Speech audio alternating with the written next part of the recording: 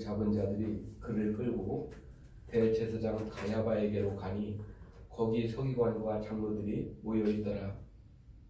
58절을 읽어주세요. 베드로가 멀찍이 예수를 따라 제사장의 집에 뜰에까지 가서 그 결말을 보려고 안에 들어가 하인들과 함께 앉아 있더라. 대제사장들과 온 공회가 예수를 죽이려고 그를 칠 거짓 증거를 찾음에 거짓 증인이 많이 왔으나 얻지 못하더니 후에 두 사람이 와서 이르되 이 사람의 말이 내가 하나님의 성전을 헐고 사흘 동안에 지을 수 있다 하더라 하니 대제사장이 일어서서 예수께 묻되 아무 대답도 없느냐? 이 사람들이 너를 치는 증거가 어떠하냐 하되 예수께서 침묵하시거늘 대제사장이 이르되 내가 너로 살아계신 하나님께 맹세하게 하노니 네가 하나님의 아들 그리스도인지 우리에게 말하라. 예수께서 이르시되 네가 말하느니라. 그러나 내가 너희에게 이르노니 이후에 인자가 너와 하늘 구름을 타고 오는 것을 너희가 보리라 하시니 이에 대제사장이 자기 옷을 찢으며 이르되 그가 신성모독하는 말을 하였으니 어찌 더 증인을 요구하리요? 보라 너희가 지금 이 신성모독하는 말을 들었도다. 너희 생각은 어떠하냐? 대답하여 이르되 그는 사형에 해당하니라 하고 이에 예수의 얼굴에 침 뱉으며 주먹으로 치고 어떤 사람은 손바닥으로 때리며 다같이 이르되 그리스도야 우리에게 선지자 노릇을 하라. 너를 친 자가 누구냐 하더라. 아멘.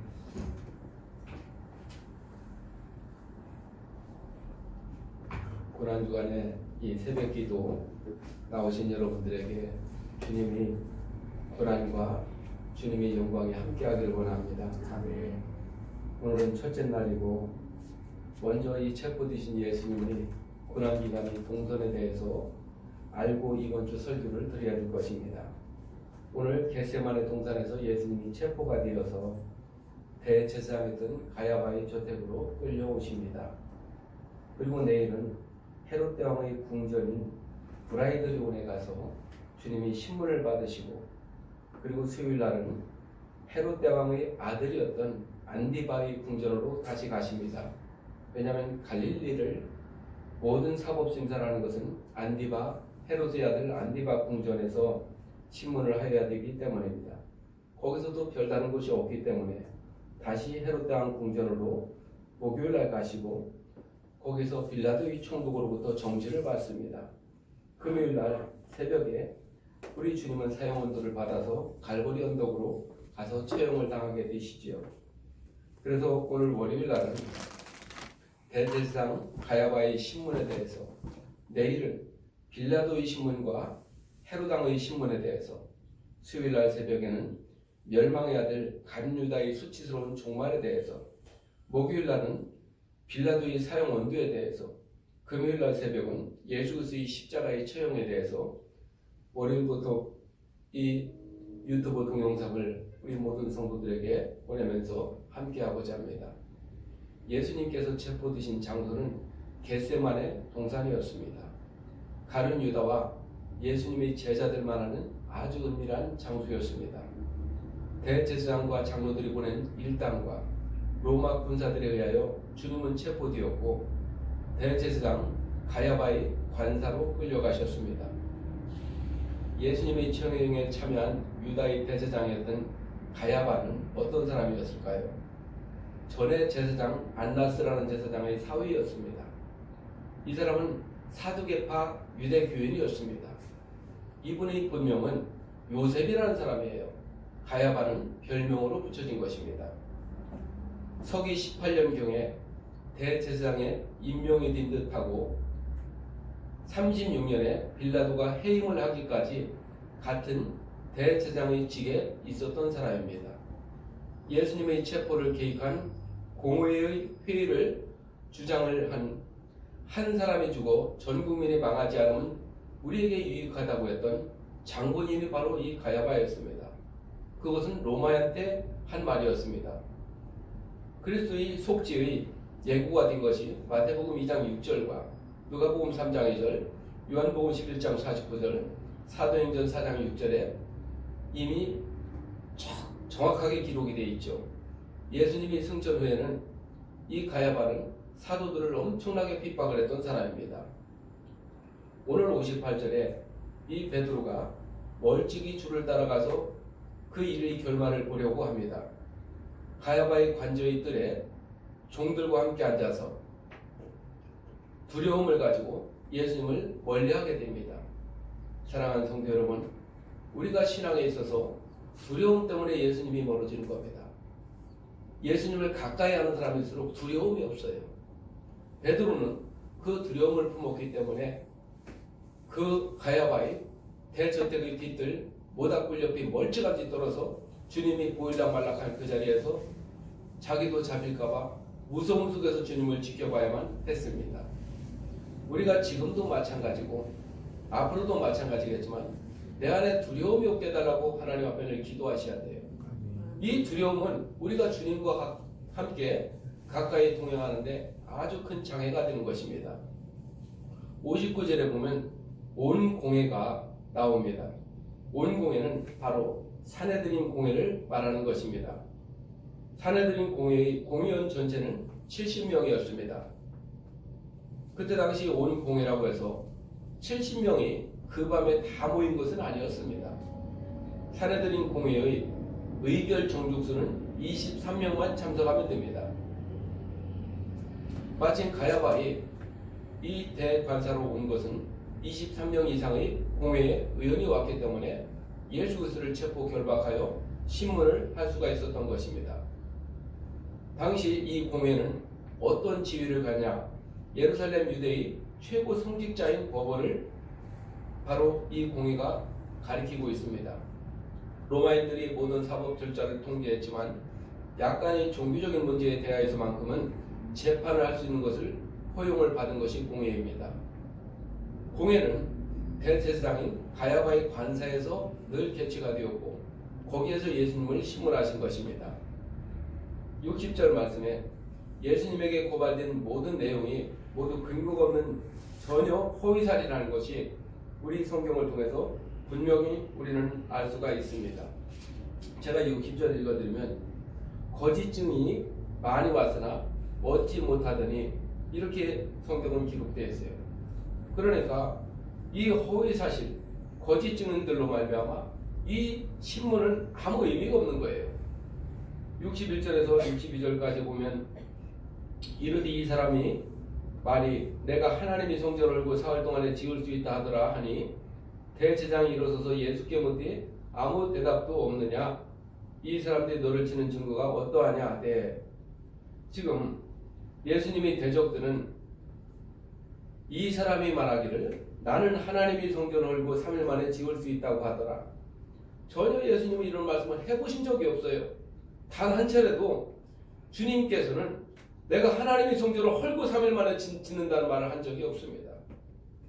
완전한 허위사실을 지금 예수님이 말을 했다는 증거라고 지금 말하고 있습니다. 이에 예수님께서는 철저히 침묵하십니다. 63절에 예수께서 침묵하시거늘 대제사장이 이르되 내가 너로 살아계신 하나님께 맹세하노니 네가 하나님의 아들 그리스도인지 우리에게 말하라. 이 예수님의 침묵은 무엇을 의미할까요? 이 또한 성경을 이루시기 위해서 침묵하신 것입니다. 이사야서 53장 7절에 그가 억압을 당하고 고난을 당하여도 그 입을 열지 아니하였으니 그가 어린 양처럼 도살장으로 끌려가며 또 털 깎는 자들 앞의 양이 말을 없듯이 그가 자기 입을 열지 아니하는도다. 이 말씀을 성취하시기 위해서 주님은 침묵하셨습니다. 64절 말씀에 예수께서 이르시되 네가 말하였느니라 이렇게 말씀하십니다. 예수님은 자신이 유대인들이 고대한 인간 메시아일 뿐만 아니라 하나님 우편에 앉아 계시며 이 땅을 다스리기 위해 능력 가운데 구름을 타고 오신 실질적인 신적인 인자임을 밝히고 계십니다. 65절에 이에 대제사장이 자기 옷을 찢었습니다. 이러한 대제사장의 행동은 금지가 된 행동이지만 레위기 10장 6절과 21장 10절에 보면 감히 대제사장이 자기 옷을 찢는 것은 유대 율법에 철저히 금지가 되어 있습니다. 그런데 이 사람이 왜 그렇게 했을까요? 대제사장은 격렬한 반응을 보이면서 이 공의원들이 모두 예수 그리스도를 신성 모독에 해당한다라고 하는 것을 동참시키려고 오버하는 행동을 한 것입니다. 그리고 그는 사형에 해당한다고 하는 말을 반복적으로 함으로써 많은 사람들이 그 분위기에 편승해서 주님은 사형에 해당한다라고 거짓 선동을 해가지고 모두가 한 가지 의견으로 몰아가는 것입니다. 66절에 너희 생각은 어떠하냐 대답하여 이르되 그는 사형에 해당하느니라. 예수님이 스스로 하나님이라고 주장함으로써 거짓말을 하고 있다면 예수님은 실제로 유대 율법의 관점에서 볼 때 사형에 해당하는 것이 맞습니다. 그러나 예수님은 진실한 것을 말하였기 때문에 처형을 당했다는 거예요. 그렇습니다. 예수님에게 사실상 어떠한 말을 한다 할지라도 이미 처형한 각본으로 다 정해진 것입니다. 사랑하는 성도 여러분, 우리가 어떠한 곤경에 처한다 할지라도요, 우리가 말을 낸다고 해서 그 결과가 뒤집어지지 않습니다. 오늘 주시는 하나님의 메시지를 잘 들으세요. 만사이 맺고 끊고는 하나님이 결정하시는 일이고 열매가 있고 없고는 하나님께서 주시는 것이지 내가 말을 잘하고 내가 뭘 잘했더니 이렇게 되었다, 그렇지 않습니다. 성도라고 하면 그렇지 않아요. 그렇기 때문에 우리는 주님과 같이 침묵하면서 기도해야 될 것입니다. 아버지 하나님, 이 인생을 사로잡아 주시고 주님의 의도와 목적대로 제가 주님이 서라고 한 자리에 서기를 원합니다. 아멘. 이렇게 기도하는 밤 오늘 이 아침이 되길 바랍니다. 아멘. 66절과 67절에 보면 너희 생각은 어떠하냐 대답하여 이르되 그는 사형에 해당하니라고. 이에 예수의 얼굴에 침을 뱉으며 주먹으로 치고 어떤 사람은 손바닥으로 때리며. 유대인 지도자들이 예수님에 대한 신체적 학대와 너를 친 자가 누구냐라는 조롱 섞인 질문은 예수님의 예언의 은사에 대한 그들의 불신과 예수님의 신정에 대한 주장에 대해서 품은 경멸감을 입증하고 있는 것입니다. 사랑하는 성도 여러분, 오늘 고난주간에 이들이 하는 말을 들어보세요. 그리스도야, 우리에게 선지자 노릇을 하라. 너를 친 자가 누구냐? 이 얼마나 모욕적이고 가장 비인간적인 말로 우리 주님한테 배우라고 했습니까? 그리스도야라고 불렀다는 것은 뭐냐면 만왕의 왕이라는 것이에요. 그런데 그것까지도 조롱을 하고 있어요. 하나님이 아들이라는 것까지도 조롱을 하고 있어요. 그리고 그동안 주님께서는 선지자의 모든 강령을 이루려고 말씀으로 오셨는데 선지자 노릇을 하라고 합니다. 그리고 지금 따구를 치고 침을 뱉으면서 너를 친 자가 지금 누구냐라고 주님의 얼굴을 보면서 조롱을 하고 비웃고 있습니다. 이들은 완전히 사탄에게 사로잡혀가지고 하나님의 아들을 모욕하고 있는 것입니다. 오늘 이 첫째 날 새벽기도에 동참하신 우리 모든 성도님들, 우리 주님 앞에 하나님, 나는 지금까지 정말로 그리스도인으로서 당당하게 내가 이 세상에서 살았습니까? 아니면 세상 사람들로부터 적당히 타협하고 그리고 적당히 서로가 잘 지내보려고 주님을 이렇게 조롱하고 비웃고 무시하고 침묵했던 적은 없나요? 낱낱이 회개하면서 주님과 함께 하기를 바랍니다. 우리 불 꺼놓고 기도합니다. 주여, 아버지 하나님, 은혜와 사랑에 감사합니다. 우리 하나님 아버지, 우리가 이 세상에서 살아가며